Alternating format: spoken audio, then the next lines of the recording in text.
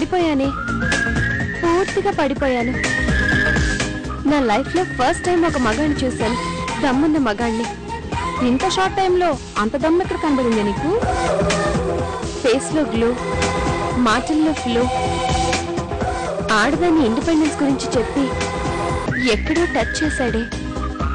పెళ్ళంటూ చేసుకుంటే ఇలాంటి వాడిని చేసుకోవాలి, లేదంటే లైఫే వేస్ట్.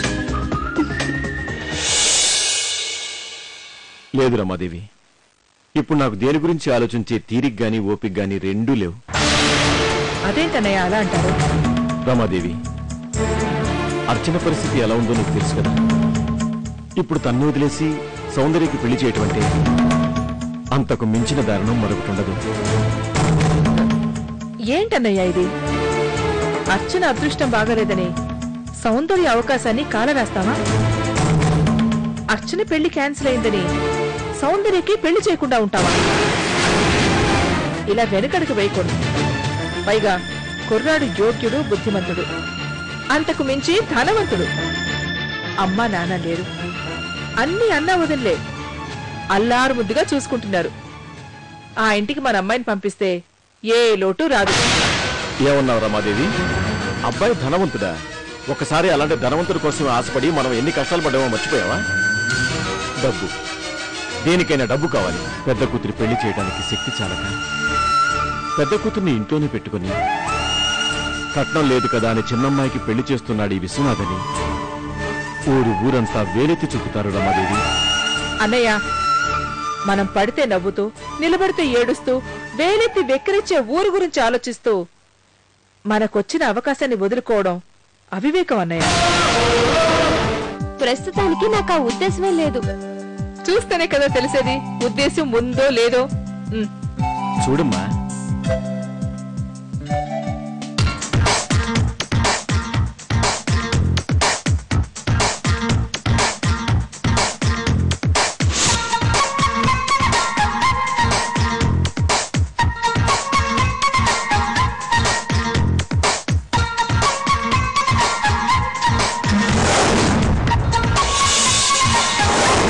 ఈ అబ్బాయి నీకు ముందే తెలుసా?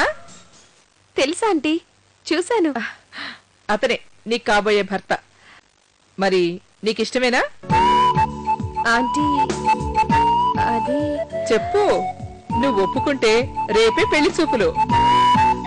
ఇతనికి భార్య అవ్వాలంటే అదృష్టం ఉండాలంటే.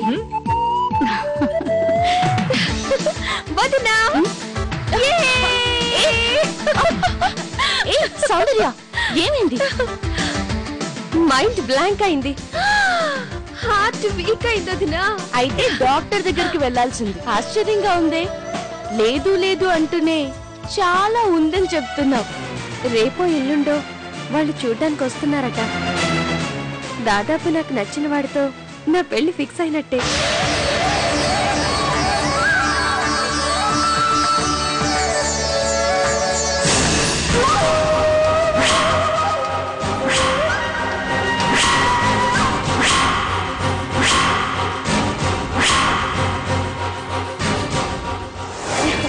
ఏదేమైనా తన్నకుండానే నువ్వు బూరెల బుట్టలో పడ్డావు.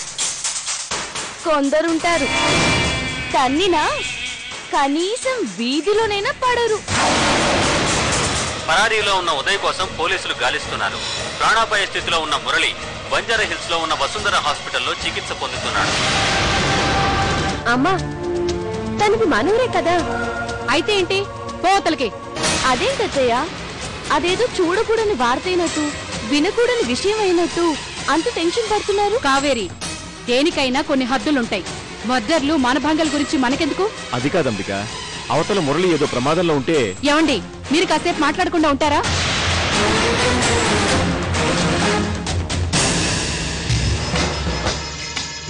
ఏంటర్చనా, అందరూ ఆ సింగర్ గురించి అంత రియాక్ట్ అవుతుంటే నువ్వేంటి ఒక్క మాట అయినా మాట్లాడడం లేదు?